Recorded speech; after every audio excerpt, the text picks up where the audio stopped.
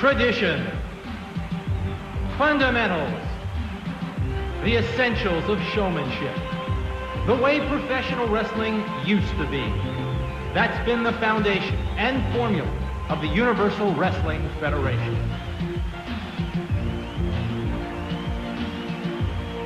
It began in the summer of 1990 with a mandate from founder and president Herb Abrams to bring professional wrestling back to the glory days. The UWF charter has followed in the footsteps of some of the great teachers of the sport.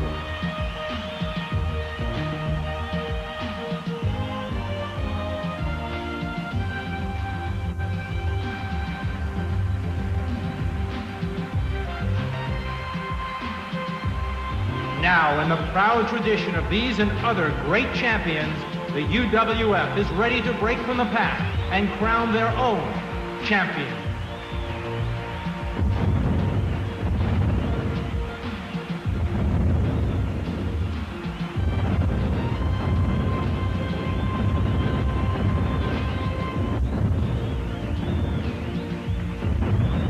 Welcome to the Beach Brawl.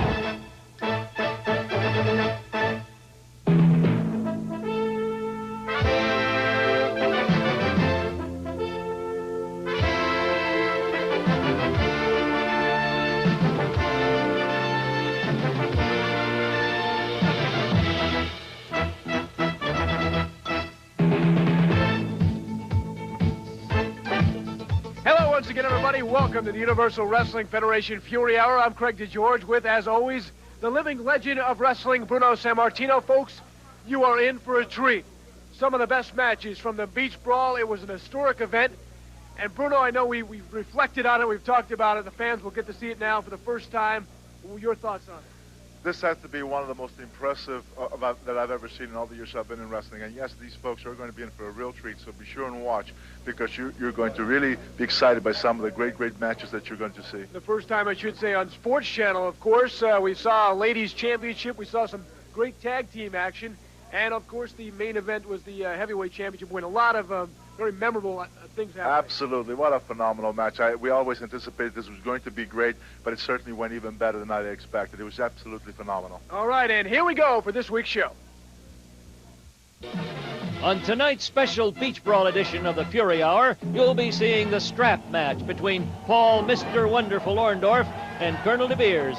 We'll feature a special Captain's Corner, and we take a look back into the UWF library and show you a match featuring B. Brian Blair and Jumpin' Jim Brunzell, now calling themselves Masked Confusion. UWF, the Universal Wrestling Federation.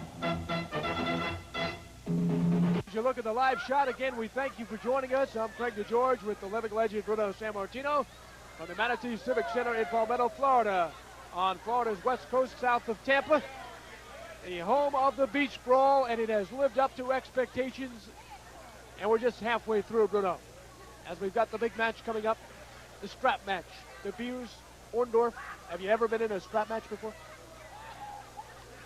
Using a belt. Actually, we'll have a belt. Let's take a look at just how this DeBeers-Orndorff matchup happened.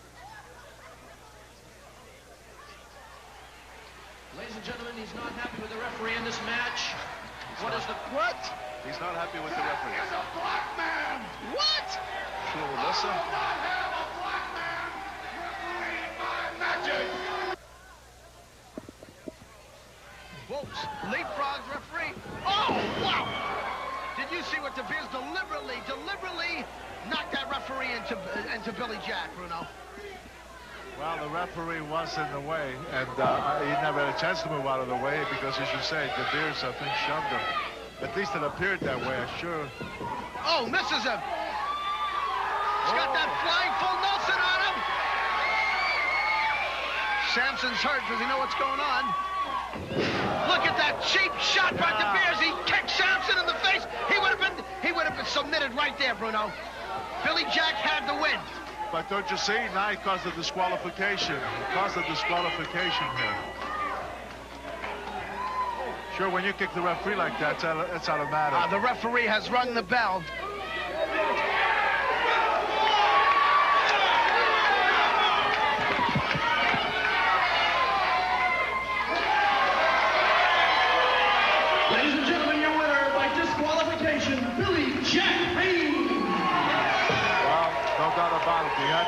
The disqualification was automatic, and I think that DeBeers did it to save himself from a submission hold. He didn't want to win the bout that way. Now look at this. He deliberately kicked Sampson. Now he's arguing with Sampson. What another cheap shot! Yeah, but wait a minute now. This is uncalled for. We got to get Billy Jack Haynes back into the ring. This here is going to cost this man some kind of a either a fine, suspension. Oh no! Hey, he got a good right hand in there. Now the drop. Leg drop. He may cover him. Oh boy. Well, right out to the referee, Bruno. Yeah, but you know that punch in the midsection, leg drop. That was. Oh, the referee just kicked. The referee just got kicked by DeBeers. He's got his belt. He's got the referee's belt. Look out, Sultry! Oh, he took a shot to the midsection. Another one across the back. Sultry trying to get out of there. Takes another one across the leg. He's been hit 3 times now, 4 times by the belt, a 5th time. Boy, get him out of there. Get him out of there. And there you have it, some of the past highlights, or lowlights, if you will, that has led up to this matchup. The Colonel and Mr. Wonderful. Here's the introductions from Frankie. This match is scheduled for 1 fall with a 30-minute time limit, and it is a strap match. Approaching the ring at this time is a 295-pounder from South Africa. He is Colonel DeBeers. There you see the Colonel, Bruno. Any quick thoughts on this man? Well, this has to be one of the most hated individuals in all of professional wrestling. However, like him, hate him, but don't take anything away from him. He's 295 pounds. He's a veteran. He's fought them all. He knows every trick in that book. He is tough in every sense of the word. But on the other hand, look who he's facing. He's facing a guy who's one of the greatest conditioned athletes in the ring today. And so this is going to be some kind of a war. His opponent is a 250-pound native of Brandon, Florida. He is Mr. Wonderful. Can't touch this.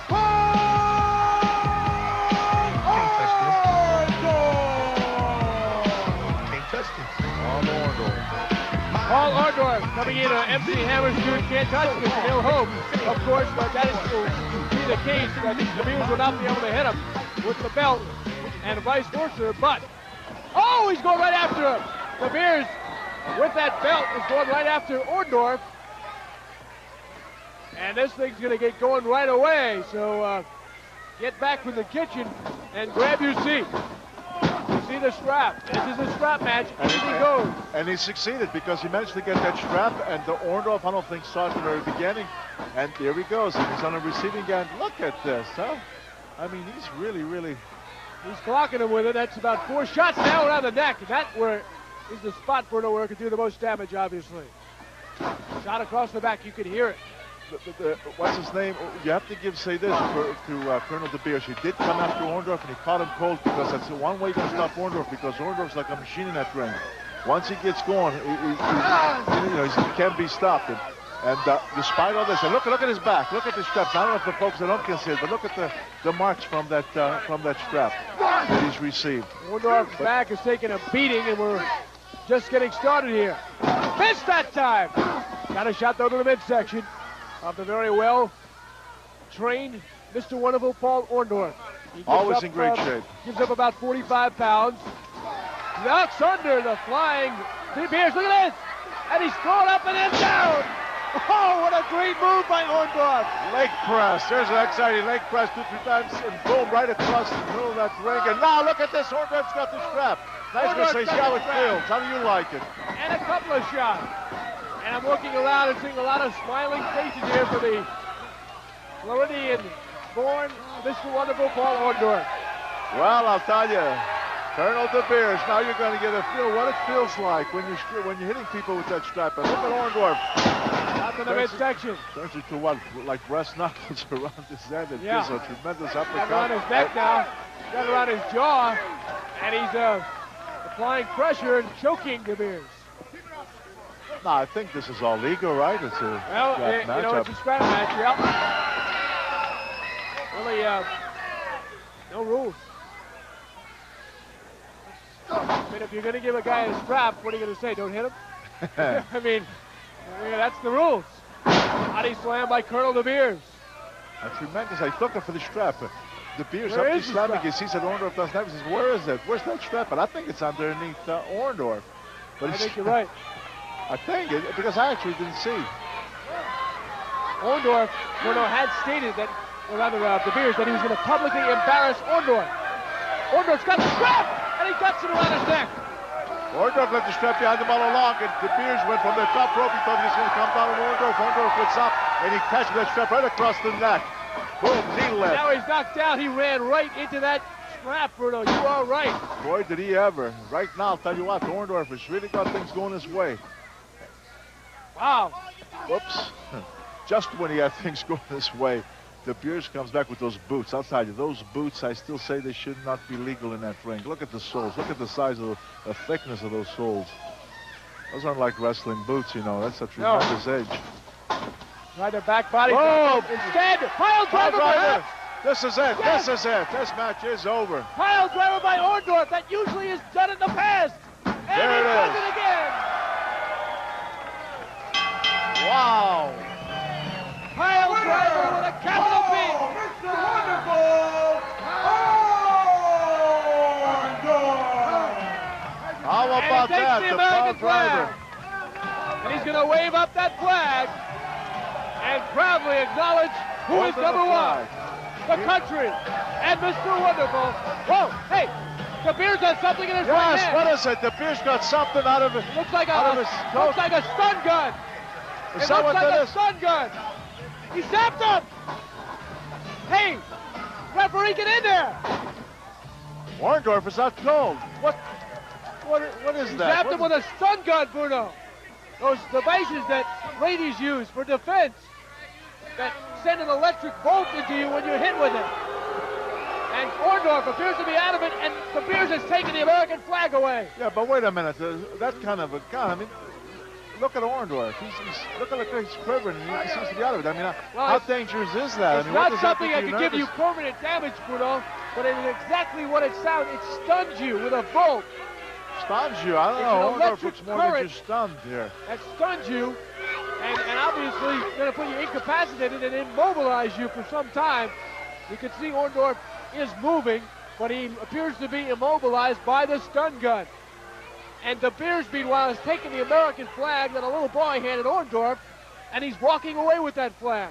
The man from South Africa, the despicable one, the despicable disgusting one. But he can walk away with the flag, but the fact remains that Orndorff caught him with the Orndorff pile driver, and he got him for a count of three, and Orndorff is the winner, despite the fact that he's suffering quite a bit now from the stun gun. But Yes. Orndorff is the official winner of this match. And you can see the concerns from those ringside watching Orndorff, and now happy to see him getting up to his feet. Slowly, but he is getting up. Slowly. I think maybe he's coming out of it.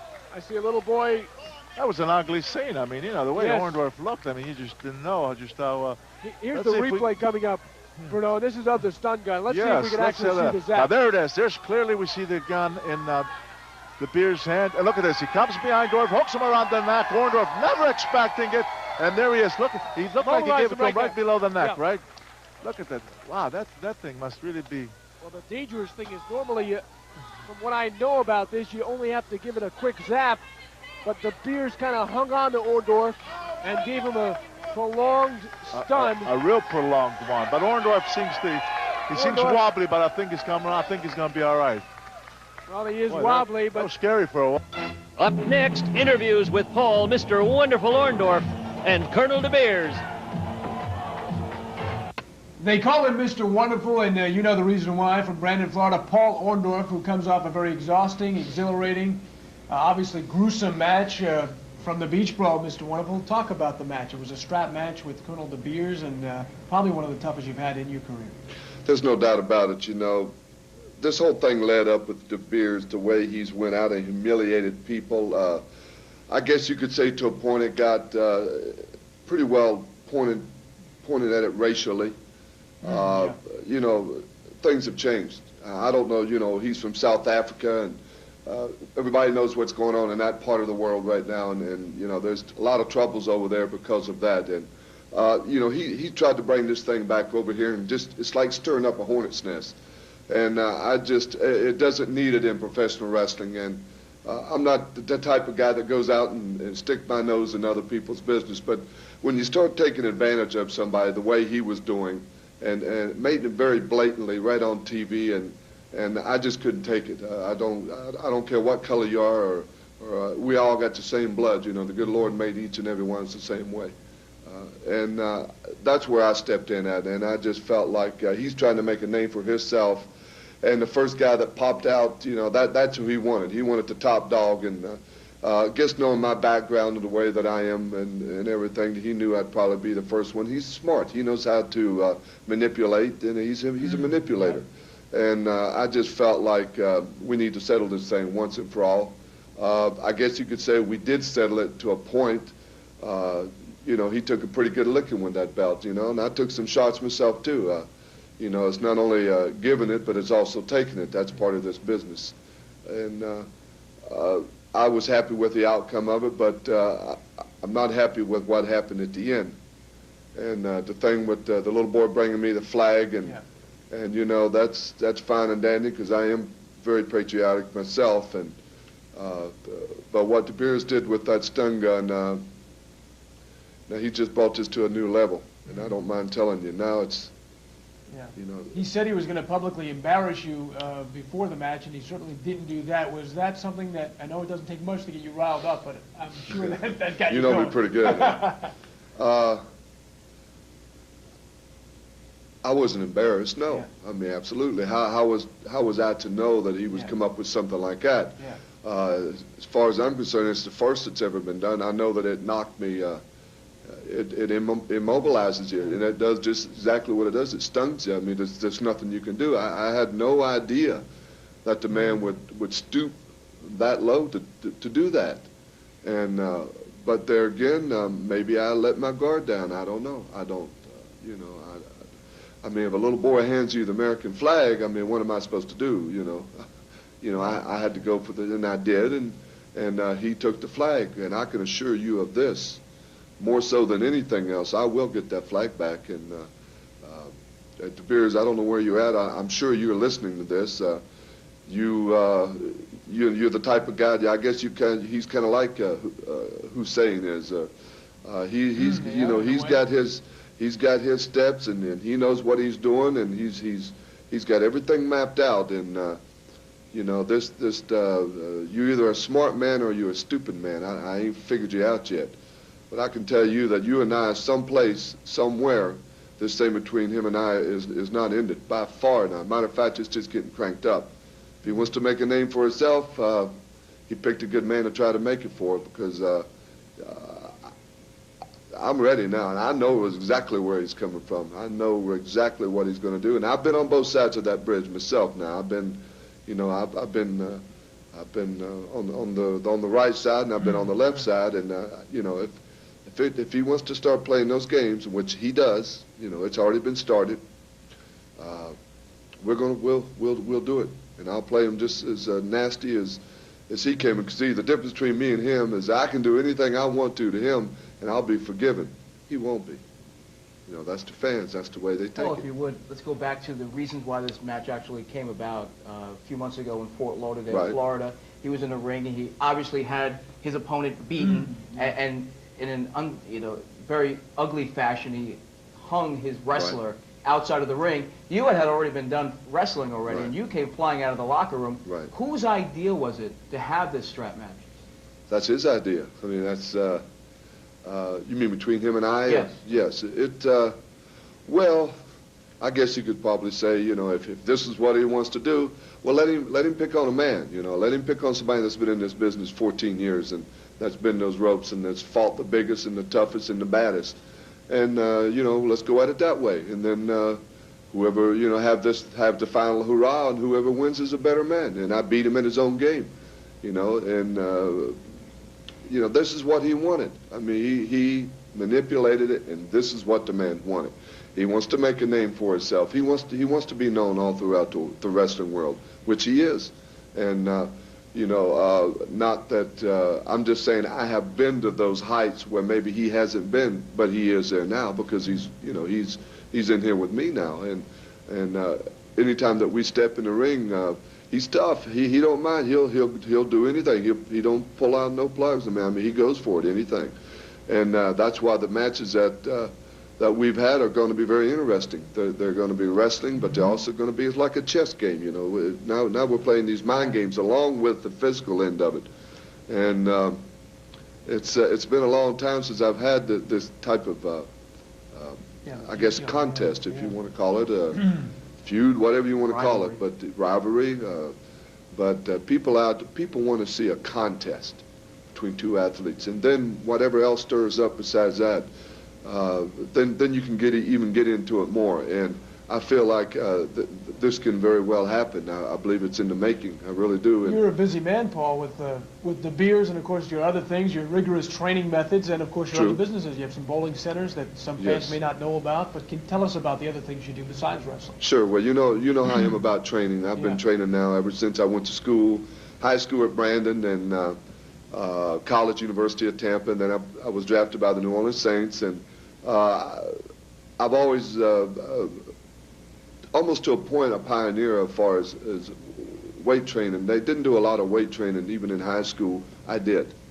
And in college it got to be you know, where you trained a lot. But even in wrestling, it really you know, you had the Bruno Sammartinos, and back then that did train, but they weren't as cut up as tough as I did. And I think that that I myself and some other guys took it to another level, which is the level we're in today. If you look at a lot of the guys, they weigh 260, 270, but they're cut up. They look like, you know, bodybuilders, and plus they're athletes on behind that too. And you know, I take that very, very seriously. Still take it very seriously. And then I do own a bowling center in Fayetteville, Georgia, and it's doing quite well. It's good. It's a good family sport. You know, I say no to drugs and no to alcohol, and my business does not carry alcohol. We do not. I do not sell alcohol in my bowling center, which is the only bowling center in I believe I know in Atlanta that doesn't have alcohol. Everybody else does, and we really do real well with the churches, and a lot of the kids come down. And Evander Holyfield bowls at my place, the world boxing champion, heavyweight champion now. What kind of bowler is he? He's a pretty good bowler.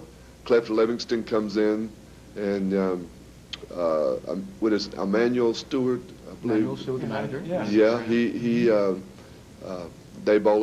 bowls at my place. So we have celebrities that come in there quite often, and we do real well. We were on ESPN, the Ladies Professional Bowling Tour was there with us about a year ago. Well, about this time last year, or maybe a little bit before this time last year, and it just did excellent. I mean, better than we really expected. What kind of bowler are you?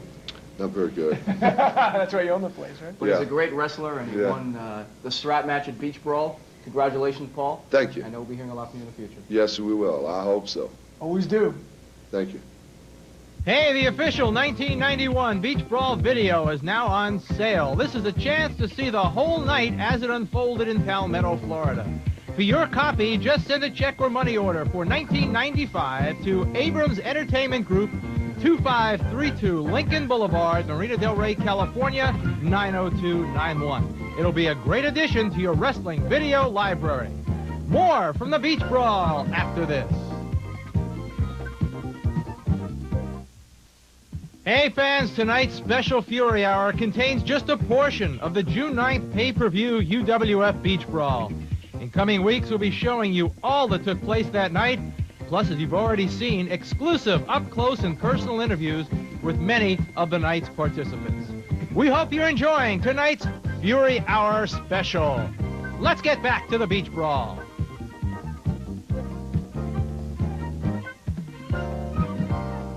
Brian Ricco sitting here with Craig DeGeorge, and we've got Colonel DeBeers, the despicable one from South Africa, coming off his strap match at Beach Brawl recently. And Colonel, again, this match was formulated because of your questionable activity inside and outside of the ring.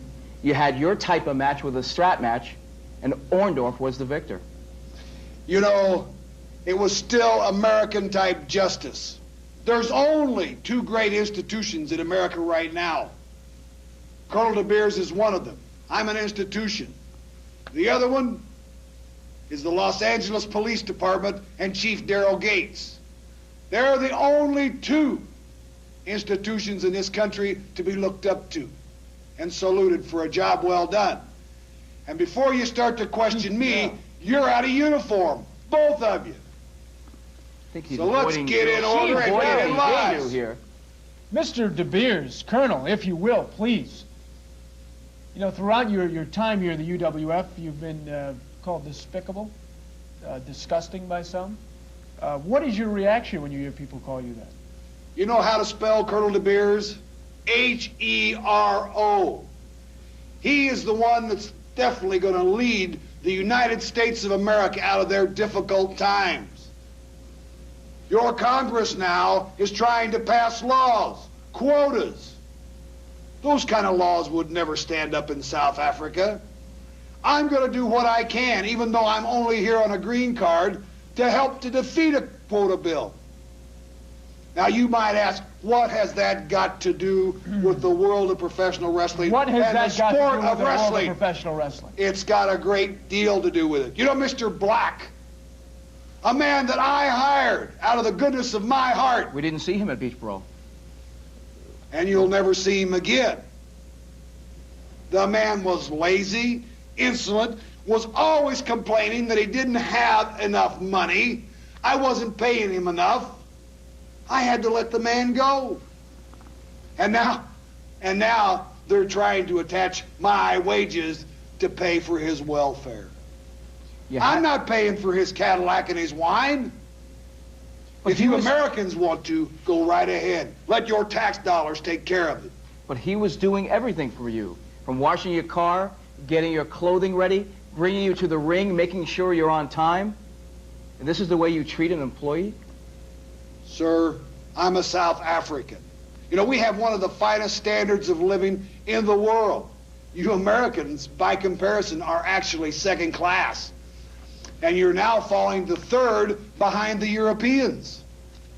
If we could touch on one other thing, Colonel DeBeers. If I touch on whatever you like. Oh, thank you. If I recall something, you said you were going to publicly embarrass Mr. Wonderful. Not just defeat him, but embarrass Mr. Wonderful in the Beach Brawl. Well, I think that it stands to reason that that man probably hasn't been spanked and hasn't felt the lash since he was a young lad. I would venture to say that from his actions, his father never strapped him. His father never disciplined him. But Colonel DeBeers, even though there wasn't a slash in the victory column, there were plenty of slashes across Mr. Orndorff's backside. And when you bring someone up for a public flogging like I gave him, it's got to be embarrassing. Let's go back to the reason why this whole match came about. It was back in March in Florida, where you had a victory. The guy was laid out on the canvas, and to add insult, you strapped him outside the ring. The match was won. All you had to do was pack your bags and go home. Yeah. But you had to add insult.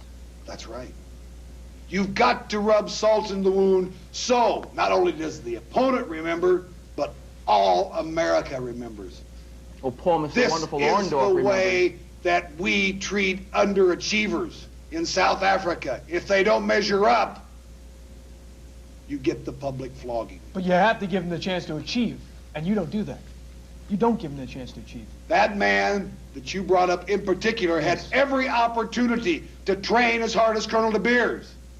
He had every opportunity, did he not, to avail himself to all methods of training. Until the end of the match, perhaps. And then, next time I bet one thing. What's that? That he will train a little bit harder if he's coming to see Colonel DeBeers. It's if he can wrestle again after the choking and the humiliation in front of those fans. I mean, you don't have to have a clip of that, do you? I'd like to see that again, and I think you people out there should enjoy it too. I'd rather enjoy to see that again. I think we'll get another look at it. Let me ask you another question. What do you think of a man like Abraham Lincoln? Abraham Lincoln? Abraham Lincoln.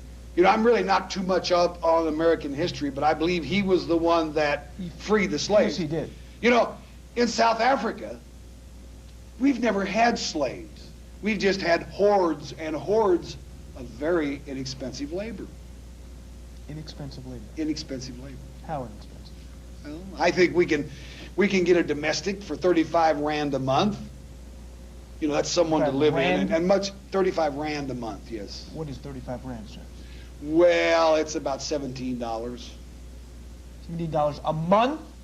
A month, yes. But don't forget, he's getting a meal, 1 meal a day. Plus, if he's lucky, I'll give him a little pivo. That's a malt beverage that they get intoxicated on. It's very tasty.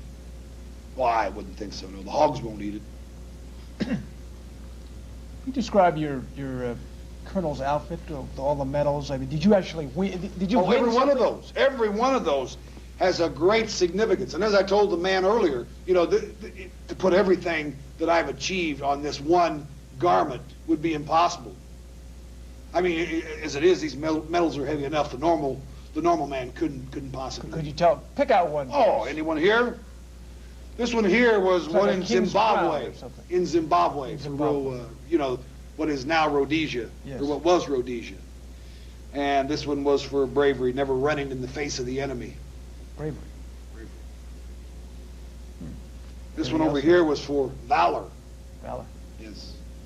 There was a whole squadron held up by a bunch of jungle savages, bush savages, Zulus. I came in, liberated those men. Now you wear them obviously with great pride. Oh, a great deal of pride.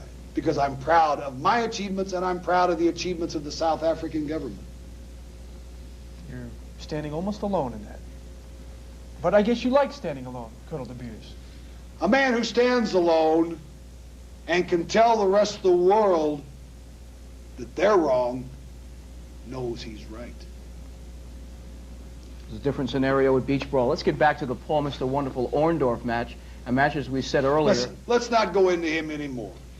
It's a known fact that the only reason that I did not cause the man to bleed severely was because he has already tested positive for HIV. I did not want to subject those people sitting ringside, those young children there, to the HIV virus. Otherwise, I believe Mr. Orndorff would have. You talk about the good-heartedness of Colonel DeBeers. I didn't talk about the good-heartedness. And I don't think the fans were too pleased at all, judging by the faces around ringside. I saved them all from the HIV virus. You're a sick man. Quite an accusation. Sure, Paul Mr. Wonderful Orndorff wouldn't like to hear that. Shall we continue with this? If you want. Where is your future in the UWF now? Where's my future? Yeah, where are you going? Nothing but the top. No matter where I go. I don't care if it's the UWF or any other wrestling organization throughout the world. The name Colonel DeBeers means one thing. That means top quality wrestler and top quality wrestling. That's all you're ever going to see from me. I expect nothing from the best from myself. Thank you, Colonel. We appreciate it. As you were. Corner and a match from the past featuring B. Brian Blair and Jumpin' Jim Brunzell. Mass confusion. He is the host of the Captain's Corner, Captain Lou Albano.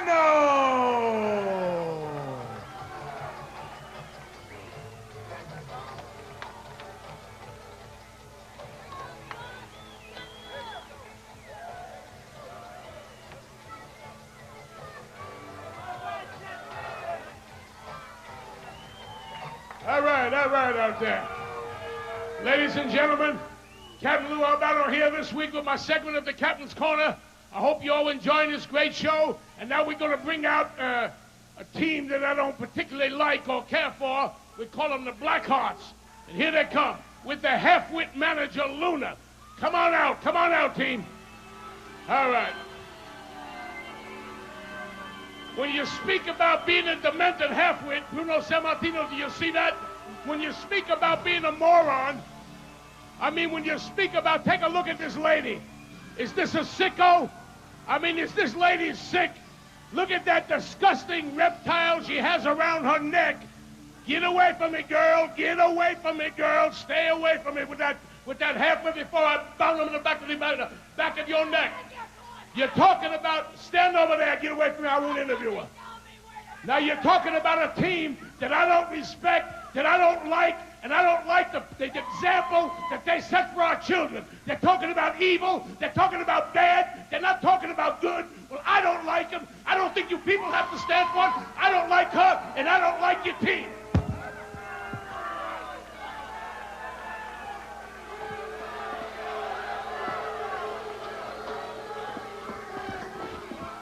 And Captain Lou is just frightened, and he runs away. He's not going to do the interview, Bruno. The snake, well, we know Captain Lou is no fan of snakes. You won't see him when he goes to a zoo, go visit the reptiles. He's afraid even when they're in cages. I guess he didn't want no part of that snake, huh? Is that the, I mean, I guess that is the thing, right? And here they come, and it's so good to see them together again, where they belong. Jumping Jim Brunzell and being Brian Blair. They are indeed a very exciting team to watch. But did you notice Calhoun, when he came in the ring, he was doing his favorite training program. He was eating hot dogs. There they are, Bruno. Jumping Jim and Buddy look very good together, as usual, as well. Yeah, Brunzell, I haven't seen Brunzell in a while. He's looking fit. He certainly looks like he's been training. He looks sharp. And these two guys as a team, they were always very exciting to watch. They were one of the more exciting tag teams in wrestling. And but you know, they're facing this Calhoun. My goodness, look at this guy. He weighs like 465 pounds. You know, and Cash Jackson is a big man, but next to Calhoun, he doesn't look too big at all, does he? Calhoun, yeah. Yeah, but the question, you know, Greg, is what does a B. Brian Blair, quick as he is, talented as he is, knowledgeable as he is, but how effective that stuff is against a man 465 pounds? It'll be interesting to see. Yes, sir. I just hope the ring crew did its job today. Because you can just about see the slope for this big guy. See, Calhoun just did a double bicep. He left a little definition, but the size was definitely there. All right, he's not Mr. Olympia. I grant you that, Bruno. But he is a big man and certainly could be a force to reckon with. Blair into the ropes, runs into Calhoun, and the Hog going nowhere. He battles with quirk power, as they say. Quirk power. The way he was jumping up and down, now we know at least that we have a strong... Oh! B. Brian Blair tried to slam Calhoun. Surprising. Yeah. Calhoun throws him down. And look at the agility. I'm still looking. I don't see it, but look at the leg drop. Yeah, right. I mean, the big guy, he moves. I'll tell you what, he... Whoa! And he slams it down. That's impressive. Jumping Jill for the lateral press. He can't do it. Oh, my. Big Brian Blair says, I can't do it. I'll bring my partner in, and both of us together, we'll do it. And they did. And you know what? I bet you that Calhoun, if he's ever been slammed, I don't know. But if he ever has, he hasn't been too many times. So I think that they're quite shocked him. I believe he just said, as cameras picked up, that he's never been slammed. He's leaving. No, he's coming back. I thought he was walking out. Well, Mr. Calhoun, there's always a first time for everything. They call him the Montana Giant. He's from Three Forks, Montana. And by the looks of him, you think it might be 10 Forks, Montana. Yeah. Tag. Now, let's see what Jackson can do. Cash Jackson. Cash Jackson. Okay. Man's name. Cash Jackson. Jumping Jim runs out, a couple of twists. Tags in, B. Brian Blair in. Both in the ring. The rope. Oh, double elbow. They do that so well. That's one of the fine moves of the Killer Bees. They have a lot of fine moves. They really do. They're very, very good as a team. Nice scoop slam. Well done. And he didn't forget about Hog Calhoun. He had one for him, too. Yes, sir. Brunzell and Blair were always a lot of fun. I always enjoyed watching these two guys. They're just they're fun to quick. watch. They're right. They have the rapidity of moves. Very impressive. There's the back body drop. They work together so well. And they haven't even put their masks on yet. And that can really make it difficult for the opponent. Mask confusion. Jumping Jim. Again, the good quick tag in. Brian Blair on the mid-rope. Elbow down.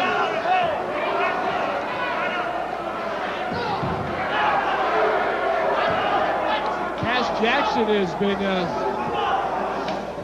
at the very least, not cashing in at all. And looks like, nope, I thought we were going to see a vertical suplex from the position of Brian Blair got Cash Jackson, but instead, center rope. Both of them are going to hip lock. Yeah. Double hip lock. Double hip lock. And really, the referee's been giving the Beast some leverage, although they haven't tagging in. He's been allowing them to get one move before they left.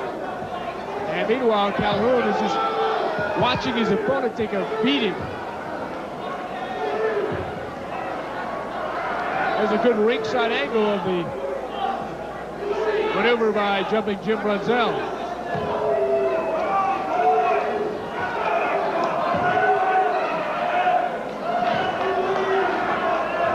So far, Cash Jackson really hasn't been able to do much of anything from the time he tagged in. Brunzell and B. Brian Blair really been abdominal stretch. Yeah, trying to get it. Well, I guess he had it there for a moment. Yes, yeah, he has it. Abdominal stretch. They keep tagging on him, and in all honesty, this Cash Jackson has not had the opportunity to show us anything yet. He has not been able to do a thing. These guys have really been on him, and wisely keep. Oh, look at this. Oh, he pushed him over the wrong way. He didn't mean to do that, but Jackson getting credit for hanging in there and able to tag in Big Hog Calhoun. Boy, is this guy big. Brunzell cannot be thinking at all, can he? Well, he got behind him, and then he quickly realized, you know, what are you going to do with him? Let him go. Well, I think he's trying to figure out just what to do. Tag in is a good idea. Yes. Oh, they're twisting him up. They're twisting him up like a pig's tail. You know that little twist on the pig's tail? Oh, yes, yes. But in this case, we've got a big pig's tail in him. Yeah. Oh, boy, Calhoun using the weight, and boy, did he crunch. Yeah, you know, but really, Calhoun has not really been utilizing. It's like, nice, got him against the corner. Yeah. Why not give him those belly, I was going to say chest smash, but belly smashes? You know, with that size, that's the kind of thing that you want to do. Because if you weaken the man down, take him down, then use that enormous weight when you got your man on the mat, and you really then put you in an advantage. And I'm surprised that Calhoun is really not taking advantage of that 465 pounds. Good point, and he also made a mistake by getting out of there because Jackson's bank is already empty. And Cash can't do anything. Oh, boy, great drop kick by Brunzell. What a drop kick. That was a phenomenal drop kick. Wow, jumping Jim Brunzell showed you why they call him Jumping Jim. He got that one. 6 minutes and 17 seconds for the winner, DeBeers, B. Brian Blair, and Jumping Jim Brunzell.